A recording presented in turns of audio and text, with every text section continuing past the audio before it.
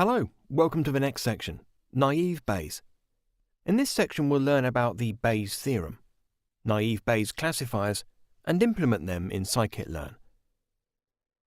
Now we move on to the first video of this section, Bayes theorem. In this video we're going to learn about the Bayes theorem and learn about the classifiers. Let's consider two probabilistic events, A and B.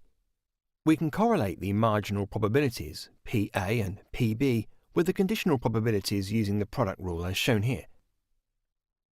Considering that the intersection is commutative, the first members are equal. So we derive Bayes' theorem as... This formula has very deep philosophical implications, and it's a fundamental element of statistical learning.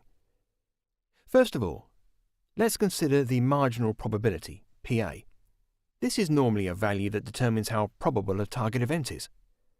As there are no other elements, this kind of probability is called a priori, because it's often determined by mathematical considerations, or simply by a frequency count. In other words, we've defined a likelihood, which is a weight between the a priori probability and the a posteriori one. The normalization factor is often represented by the Greek letter alpha, so the formula becomes like this. The last step is considering the case when there are more concurrent conditions. This is more realistic in real-life problems. A common assumption is called conditional independence, and this allows us to write a simplified expression as shown here. We'll now learn about naive Bayes classifier. A naive Bayes classifier is called so because it's based on a naive condition, which implies the conditional independence of causes. This can seem very difficult to accept in many contexts where the probability of a particular feature is strictly correlated to another one. Consider this dataset. Every feature vector, for simplicity, is represented as... We also need a target dataset.